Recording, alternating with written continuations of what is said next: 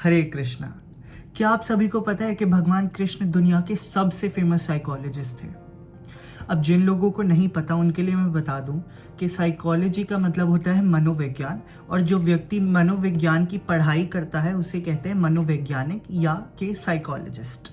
अब आप सभी ये तो जानते ही होंगे कि श्रीमद् भगवद गीता भगवान कृष्ण और अर्जुन के बीच का एक संवाद है, पर यह सिर्फ एक संवाद नहीं है, ये एक काउंसलिंग सेशन है जिसमें भगवान Krishna is acting as a counsellor और a psychologist, and on the other hand Arjuna is acting as a client और a patient suffering from problems like depression and anxiety. आज के टाइम पे मेंटल हेल्थ और अपनी मेंटल हेल्थ को कैसे सही रखे, क्या क्या प्रिकॉशंस हमें अपनाने चाहिए, क्या क्या चीज़ें कर सकते हैं जिससे हम खुश रह सके जीवन में, इन सब के बारे में बहुत सी बातें होती है।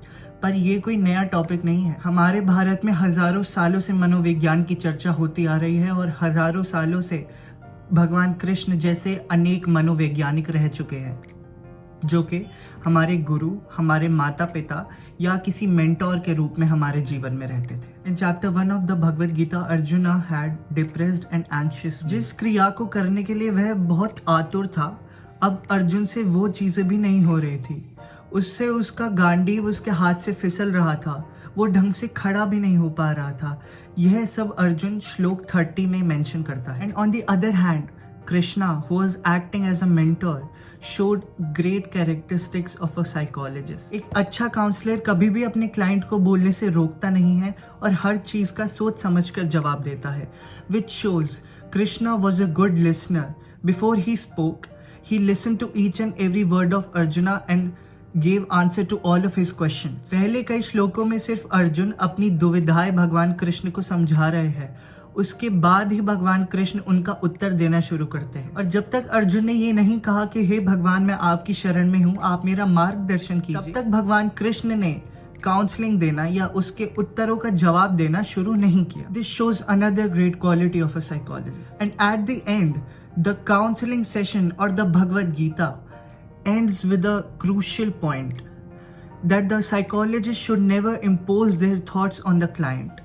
अंत में भगवान कृष्ण अर्जुन से कहते हैं कि अब मैं इस वार्तालाप को समाप्त करता हूँ, किंतु अंत में तुम्हें जो करना है वो तुम्हारी इच्छा है, तुम्हें युद्ध करना है तो करो, सब तुम्हारे ऊपर निर्भर करता है। अब जैसे ही कोई साइकोलॉजी के बारे में बात करता है या साइकोलॉजी के बारे में गूगल पे सर्च करता है तो सिगमंड फ्रॉइड और विलियम जेम्स जैसे अनेक साइकोलॉजिस्ट के नाम आपके दिमाग में आते हैं, जिन्हें ना सिर्फ वेस्ट पर बाकी सारी दुनिया भी साइकोलॉजी के लिए क्रेडिट देते हैं। पर हमारे भारत की 7,500 साल पुरानी भगवद गीता इसका एक परफेक्ट एग्जाम्पल है कि कैसे एक साइकोलॉजिस्ट अपने क्लाइंट्स को ट्रीट करता है और कैसे क्लाइंट और साइकोलॉजिस्ट का रिलेशनशिप होता है। इसी तरह हजारों चीजें, बायोलॉजी, फिजियोलॉजी, साइंस, एस्ट्रोनॉमी जैसे अनेकों कंसेप्ट्स जो कि दुनिया को नए लगते हैं या जिनकी डिस्कवरी कुछ सालों पहले ही हुई है, वह सब चीजें भारत में हजारों साल पहले से, परंतु सबको लगता है कि सब कुछ वेस्ट की देन है,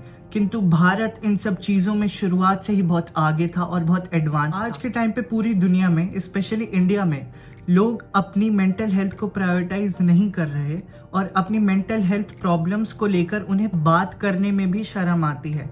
उन्हें लगता है कि ये सब चीजें फालतू है। वही 7,500 साल पहले Arjun was fully aware of his situation और उन्हें पता था कि वो अकेले इस चीज़ों से डील नहीं कर सकते, इसलिए वो गाइडेंस के लिए, काउंसलिंग लेने के लिए भगवान कृष्ण के पास गए और उन्होंने अपने आप को समर्पित किया भगवान कृष्ण को और उनसे मार्गदर्शन मांगा। After seeing this great example we should open up and speak for ourselves and our mental health. Hare Krishna. Radha Krishna.